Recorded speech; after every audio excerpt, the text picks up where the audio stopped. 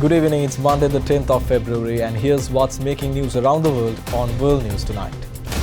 Trade shake-up.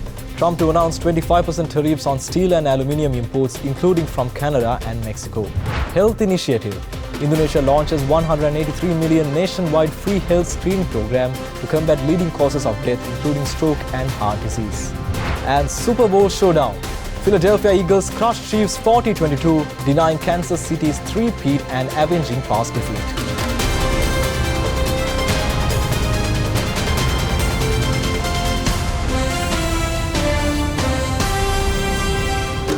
From Colombo, this is World News Tonight. Good evening once again, and we are starting the bulletin today with the latest updates coming from the United States. Now, President Donald Trump said he will announce that the United States will impose a 25% tariffs on all steel and aluminium imports, including from Canada and Mexico, as well as the other duties later in the week. U.S. President Donald Trump said on Sunday he plans to introduce new 25% tariffs on all steel and aluminum imports into the country. Trump told reporters on Air Force One he's set to announce the new metal tariffs on Monday. Official data shows the biggest sources of steel to the U.S. are Canada, Brazil, and Mexico, though Trump said Sunday the steel and aluminum tariffs will apply to, quote, everybody. Trump also said that later this week he will announce tariffs on all countries that tax any imports from the U.S. He said the U.S. would match the tariff rates levied by each country. Very simply, it's if they charge us, we charge them. Separately, Trump announced a decision in the long-running question over whether Japan's Nippon Steel could invest in U.S. steel. Trump has pledged to block a takeover. Now he says the U.S. government would allow investment to happen, but he won't let it be a majority stake. Nippon Steel declined to comment. During his first term, Trump imposed import tariffs of 25% on steel and 10% on aluminum. He later granted several trading partners duty-free exemptions, including Canada, Mexico, and Brazil. Former President Joe Biden later negotiated duty-free quota arrangements with Britain, the European Union, and Japan. It was not immediately clear from Trump's announcement what will happen to those exemptions and quota arrangements. Meanwhile, billionaire Elon Musk's U.S. government efficiency team was halted from carrying out some of its plans to shrink federal bureaucracies as two judges made temporary rulings in separate cases against them, including move to put U.S. Agency for International Development staff on paid leave.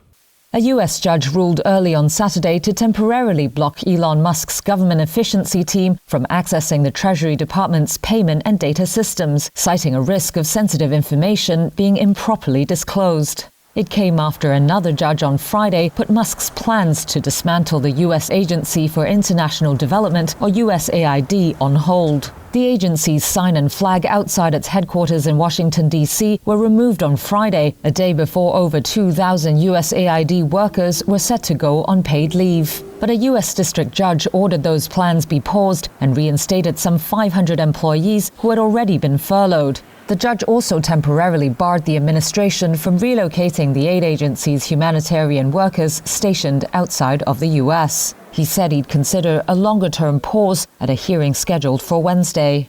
But in a separate case involving the Labor Department, a judge did rule in favor of Musk's efforts for now.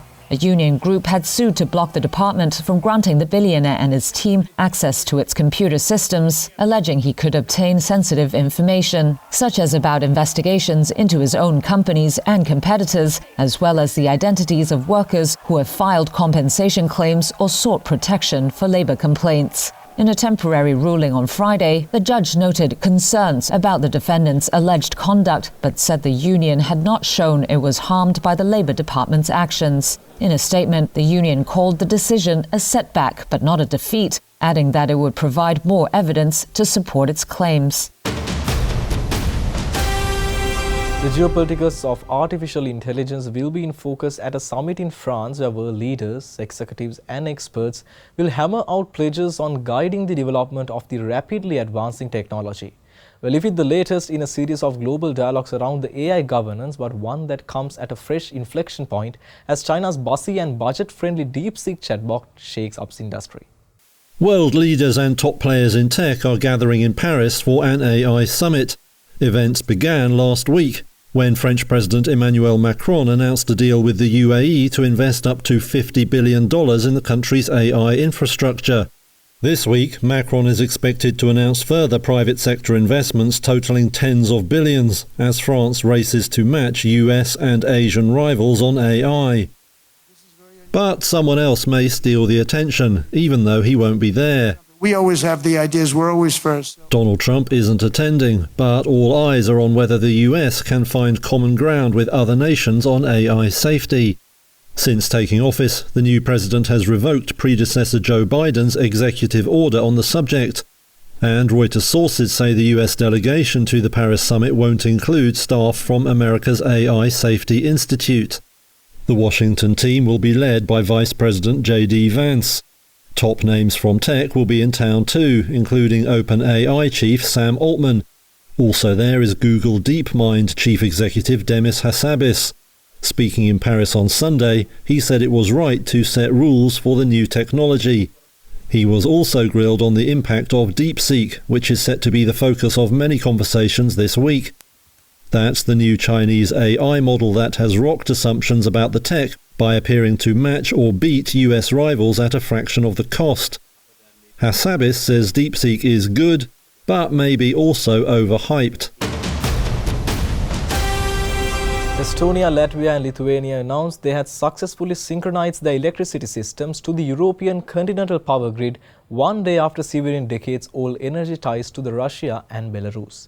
Well planned for many years, the complex switch away from the grid of their former Soviet imperial overload is designed to integrate the three Baltic nations more closely with the European Union and to boost the region's energy security. Estonia, Latvia and Lithuania celebrated on Sunday their new connections to European power, literally. The Baltic states said they had successfully synchronized their electricity systems to the continental grid one day after severing decades-old energy ties to Russia and Belarus. Today, history is made. European Commission President Ursula von der Leyen commended the move at a ceremony in Lithuania's capital alongside the leaders of the three countries. The three Baltic nations disconnected on Saturday from the IPS-UPS network established by the Soviet Union in the 1950s and now run by Russia. The complex switch away from the grid of their former imperial overlord was debated for years. It gained momentum after Moscow annexed Crimea in 2014 and invaded Ukraine in 2022. It's designed to integrate the Baltics more closely with the European Union and to boost the region's energy security. Latvia's energy minister was present for the symbolic moment when workers cut the wires in Vilaka, just by the Russian border. The chopped wire was handed out as keepsakes to cheering observers. The Baltic Sea region is on high alert following a string of power cable, telecom and gas pipeline outages since Russia's invasion of Ukraine. All were believed to have been caused by ships dragging anchors along the seabed. Russia has denied any involvement. The Kyiv-supporting nations stopped buying power from Russia after it invaded Ukraine, but have relied on the Russian grid to control frequencies and stabilize networks to avoid outages. For Russia, the decoupling means its Kaliningrad exclave, located between Lithuania, Poland and the Baltic Sea, is now cut off from Russia's main grid and has to maintain its own system. The Cook Islands will this week sign a strategic agreement with China in a move that has rattled the South Pacific country's traditional partner New Zealand and deepened concerns about Beijing's influence in the region. Well, concerns are now mounting in New Zealand as the Cook Island Prime Minister travels to China this week to sign the agreements without properly consulting with New Zealand despite the two nations' constitutional ties. New Zealand has become increasingly concerned about China's growing presence in the Pacific region and the threats it poses to the country's national security. Prime Minister Christopher Luxon said at a press conference New Zealand expected transparency and consultation with Cook Islands after its Prime Minister Mark Brown flagged he was heading to China seeking a partnership in national development including infrastructure, trade and the economy. The Cook Island is a self-governing country in the free association with New Zealand which provides budget support and commits to defend the South Pacific nation whose people are New Zealand citizens. Prime Minister Christopher Luxon added that once New Zealand knew what was in the agreement, the government would decide how to respond. Well, let's take a short commercial break. More world news coming on the other side.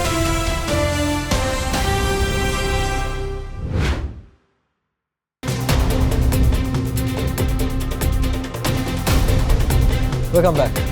Thousands of Iranians gathered in Tehran today to commemorate the 46th anniversary of the 1979 Islamic Revolution, which overthrew the Western-backed monarchy and established the Islamic Republic. Tens of thousands of Iranians gathered today to mark the anniversary of the 1979 Islamic Revolution, the first such rally since President Donald Trump returned to the White House and restarted his maximum pressure campaign against Tehran. The annual event, which commemorates the overthrow of American-backed Shah Mohammad Reza Pahlavi, comes as Iran faces deep uncertainty with crushing United States sanctions crippling its economy and the threat of more to come. Despite Trump expressing openness to negotiations over Iran's rapidly advancing nuclear program, Supreme Leader Ayatollah Ali Khamenei has dismissed talks with the United States, calling them neither intelligent, wise, nor honorable. In Tehran's Freedom Square, thousands of braved sub-zero temperatures, waving flags, banners, and balloons in a show of defiance and national pride. As tensions remain high between Washington and Tehran, Iran's leadership appears resistant to diplomacy while the United States continues to exert economic and political pressure. With both sides standing firm, the question remains, is there any path forward for US-Iran relations?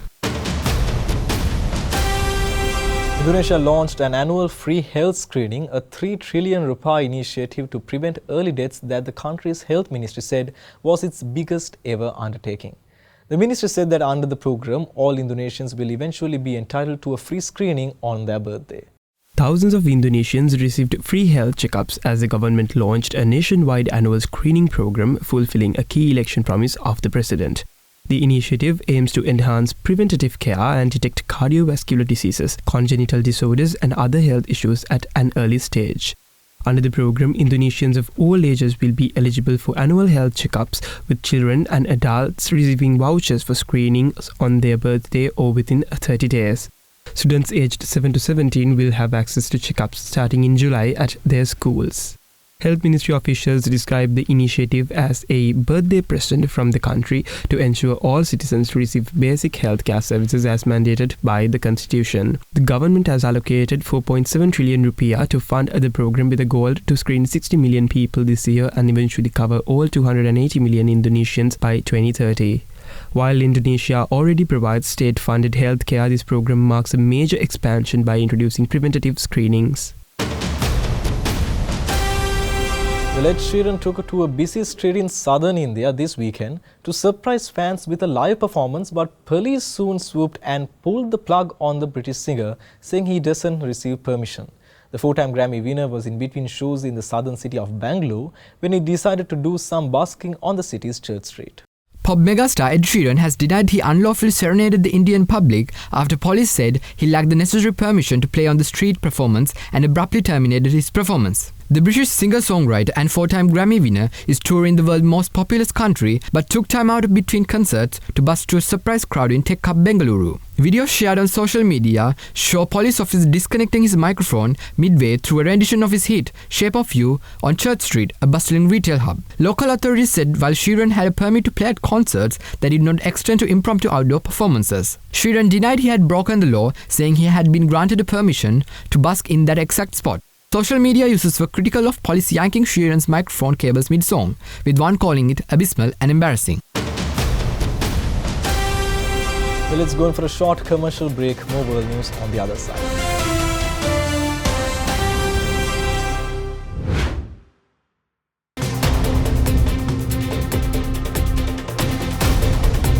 Welcome back. The Philadelphia Eagles dominated in the Chiefs in yesterday's Super Bowl game in New Orleans to deny Kansas City in their bid for a third consecutive title and exact brutal revenge for their loss to the team in the NFL title game 2 years ago.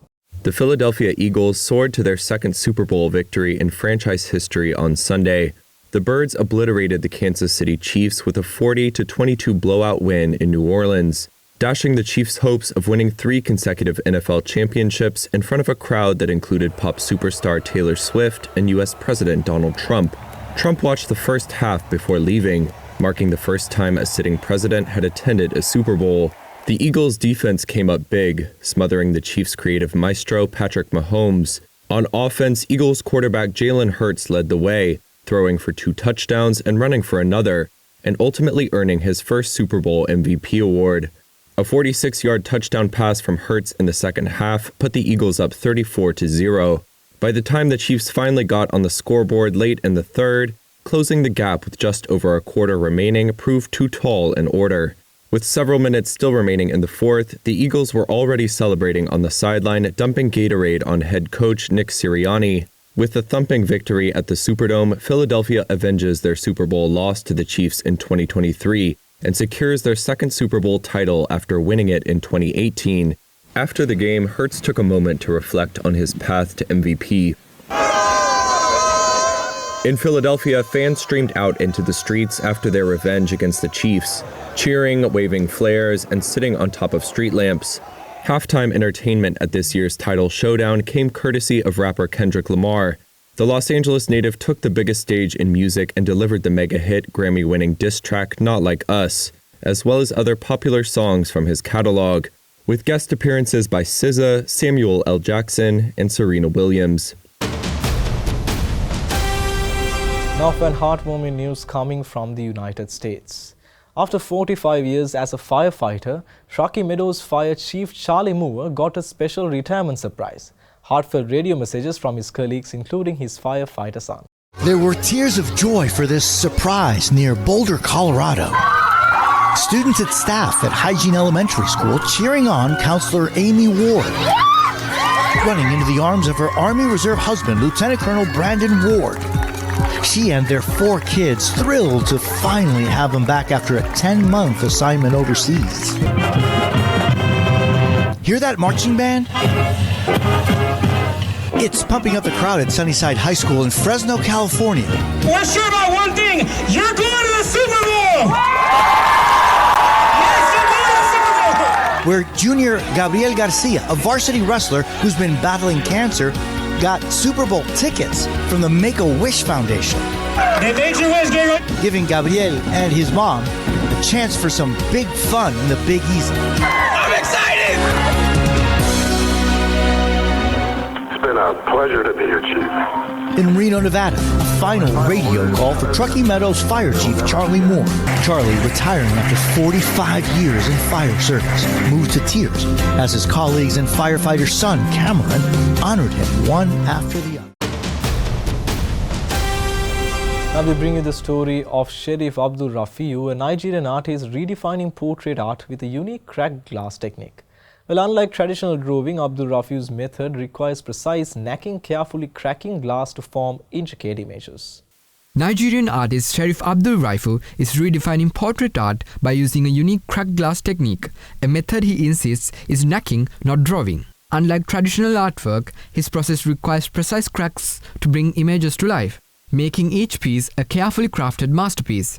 Abdul Rafiu's journey into cracked glass art began in 2023 after discovering a similar technique online. Since then, he has created over 80 pieces for clients in Nigeria and beyond, with a focus on portraits that highlight facial expressions, especially smiles. For art lovers, Abdul Rafiu's work offers a unique experience. Each artwork takes anywhere from 6 hours to several days to complete, depending on the complexity. To ensure durability, Abdul Rafiu uses 8mm glass, preventing damage during transpiration. His distinctive craft has gained wide social media recognition, with many praising his ability to turn broken glass into stunning art. As Nigerian artists continue to innovate, Abdul Rafiu's cracked glass art stands out as a bold fusion of creativity, precision, and resilience, offering a fresh perspective on contemporary African artistry. Well, that's a wrap from all of us at World News Tonight. Up next, standing by is Sanavi Mudannayaka for the nightly business report. I'm Vinod Varnasuri, and we are going to leave you with visuals of the carnival that awakening in the Bolivia to kick off the festive season. Thank you very much for watching. Have a good night.